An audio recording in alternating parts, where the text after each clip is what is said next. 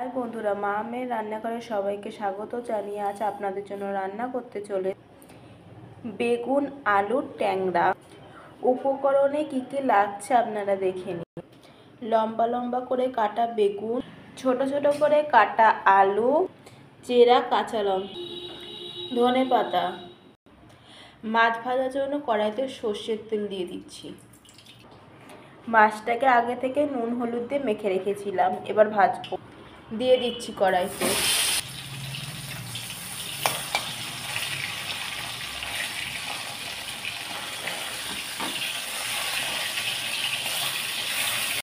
মাছ ভাজা হয়ে গেছে, তুলে নিচ্ছি।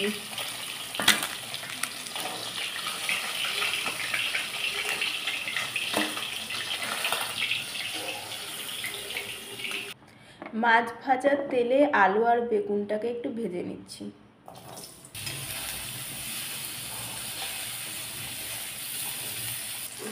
নুন দিয়ে দিচ্ছি। ভাজা হয়ে গেছে, তুলে নিচ্ছি। কড়াইতে সর্ষের তেল দিয়ে দিচ্ছি। ফোড়নে দিয়ে দিচ্ছি গোটা কালো জিরে, তেজপাতা। মশলা তৈরি করতে প্রথমে জিরে বাটা আছে,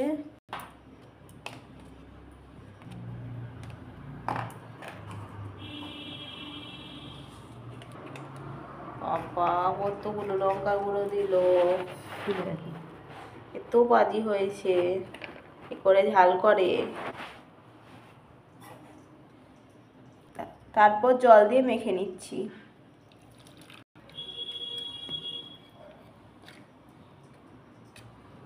মশলাটা কড়াইতে দিয়ে দিচ্ছি, ভালো করে কষিয়ে নিতে হবে।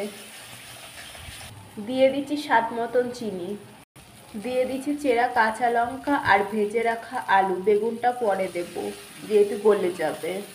তারপর আবার একটু নেড়ে চেড়ে নেবেন। জল দিয়ে দিচ্ছি।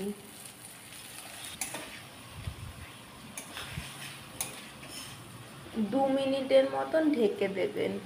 ঢাকনা খুলে নিচ্ছি। একটু সামান্য পরিমাণ জল দিয়ে দিচ্ছি। মাছটা দিয়ে দিচ্ছি।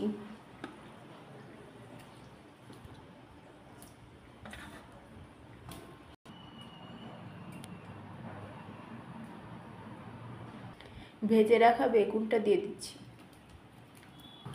দিয়ে দিচ্ছি ধনেপাতা কুচি। আমাদের আলু বেগুনের ট্যাংরা তৈরি হয়ে গেছে।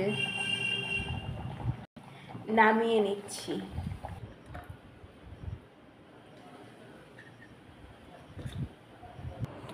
আলু বেগুনের ট্যাংরা আমাদের তৈরি হয়ে গেছে। আপনারা দেখে নিন।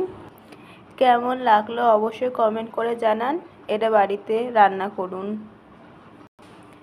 গরম গরম ভাতের সাথে খেয়ে দেখবেন, ভালোই লাগবে। আজকের মতন বিদায় নিচ্ছি। সবাইকে টাটা। ভালো লাগলে চ্যানেলটি লাইক করে সাবস্ক্রাইব করে দেবেন।